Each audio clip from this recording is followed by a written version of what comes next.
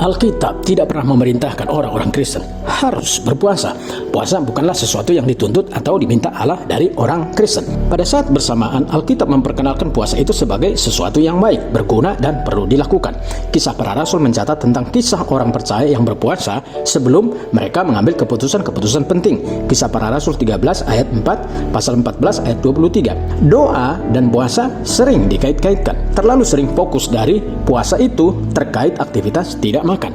Seharusnya tujuan dari puasa itu melepaskan mata kita dan keinginan kita terhadap hal-hal duniawi dan berpusat kepada Allah. Puasa itu upaya menyatakan kepada Allah dan kepada diri sendiri bahwa kita serius dalam menjalin hubungan dengan Allah. Puasa menolong kita dalam memperoleh perspektif baru dan memperbaharui ketergantungan kita kepada Allah. Sekalipun di dalam Alkitab, puasa selalu berhubungan dengan aktivitas tidak makan, namun ada cara-cara lain untuk berpuasa. Apapun yang dapat kita tinggalkan untuk sementara demi memusatkan perhatian kita kepada Allah dengan cara yang lebih baik sudah dapat dianggap sebagai puasa. 1 Korintus 7 ayat 1 sampai 5. Puasa perlu dibatasi waktu, khususnya puasa yang terkait makanan. Tidak makan dalam jangka waktu panjang dapat merusak tubuh. Puasa bukan untuk menghukum tubuh kita, tetapi supaya kita memusatkan perhatian kepada Allah. Puasa tidak boleh dianggap sebagai salah satu metode diet. Jangan berpuasa untuk menghilangkan berat badan, tetapi untuk memperoleh persekutuan yang dalam dengan Allah. Benar, siapa saja bisa berpuasa. Ada orang-orang yang tidak bisa berpuasa makan, misalnya penderita diabetes. Tetapi setiap orang dapat untuk sementara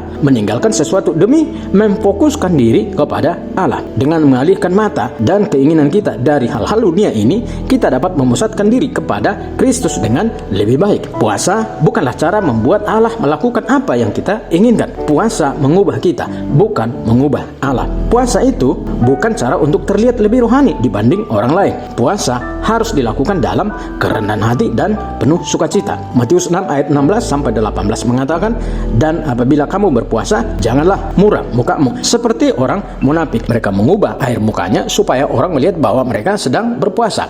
Aku berkata kepadamu, sesungguhnya mereka sudah mendapat upahnya. Tetapi apabila engkau berpuasa, minyakilah kepalamu dan cucilah mukamu, supaya jangan dilihat oleh orang bahwa engkau sedang berpuasa, melainkan hanya oleh Bapamu yang ada di tempat tersembunyi. Maka Bapamu yang melihat yang tersembunyi akan membalasnya kepadamu."